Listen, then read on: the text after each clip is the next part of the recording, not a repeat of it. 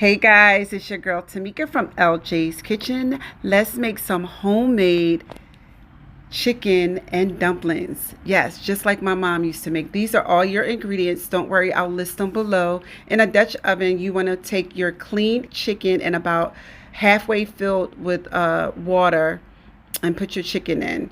Add in 2 bay leaves and some sprigs of thyme. I add in about a teaspoon of poultry seasoning, 2 teaspoons of garlic powder, 3 teaspoons of onion powder, about a teaspoon or two of your Knorr's chicken bouillon.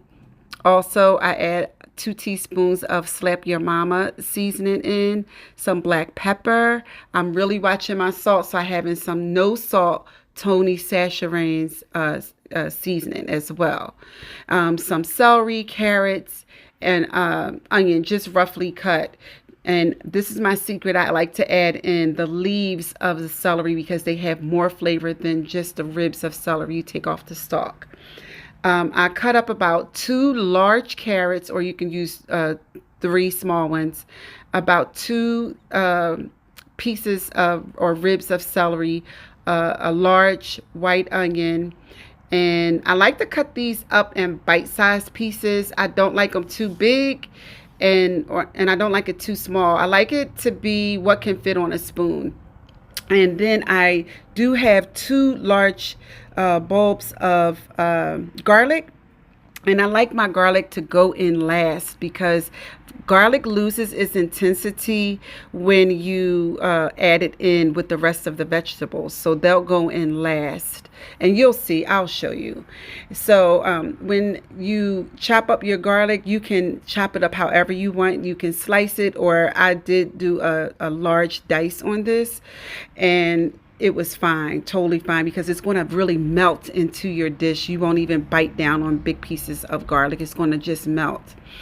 Now, when we are making our dumplings, I'm using about 1.5 cups of self-rising flour. You can use all-purpose. Just be sure to add about a teaspoon or 2 of baking powder and about 1/2 teaspoon of salt. I'm just using I'm not using lard. I was about to say lard. I'm using vegetable shortening. You can absolutely use lard if you eat lard, but I don't. And I'm adding in some seasoning also. So I have garlic powder, onion powder, like a little bit of Cajun seasoning, as well as the a little chicken bouillon, just the same seasons that we were using before to go into my dumplings. So I don't really measure a lot. I just kind of pour what I need into the ancestors say that's enough. If you have flour mix left over in your bowl, you know you need some more liquid. So I'm using buttermilk. You can absolutely use regular milk if you want. Now, if it's too wet, then you're just going to add in some more of that self-rising flour like I'm using, because I don't know if I told you I was using self-rising flour, not AP. So once I flour my surface, I roll out my dough, and I don't want it to be too wet, but I just fold it over a couple times before I flour my rolling pin, and then I roll it out. Now, when my mom used to make these, she used to use a butter knife to cut hers. I'm going to do the same thing. You can make them however you want. Some people use a pizza cutter, and it'll be just fine. So I like to cut them out into maybe 2-inch strips, and then I like to cut them into inch pieces.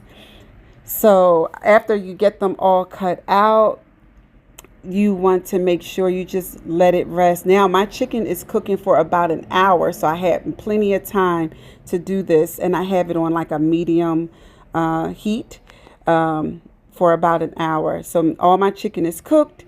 I like to remove my chicken and all the thyme stems and bay leaves and all that stuff. You want to strain it, and you are left with this beautiful, beautiful broth. And make sure you taste your broth for seasoning, because if it's too salty, you want to add more water. And I added my carrots, onions, celery. And then remember, we are going to let that cook for a little bit before we add in our garlic. So I'm going to add in some teaspoon of chicken base. I'm using Better Than Bouillon. And then I add my chicken back in. And then I'm going to also add in my garlic. We don't want to forget that because it's just about done. I add in about 4 tablespoons of butter and about a half of cup of milk, or you can use cream or you can use half and half. Even sometimes I've used evaporated milk because I didn't have any milk or cream. Now I'm adding in my dumplings. Now the dumplings have to cook for about 15 to 20 minutes until they're done. So I just add them in, and if it's no more room, I kind of press them down and then I add a fresh one, a new one in, and then I cover it and let it cook for 15 minutes or 15 to 20 minutes until they're done. I stir it around and then this is what you get. And you don't have to add any roux or thickening because the flour that I had on my dumplings was made all the difference, and it thickened it just fine.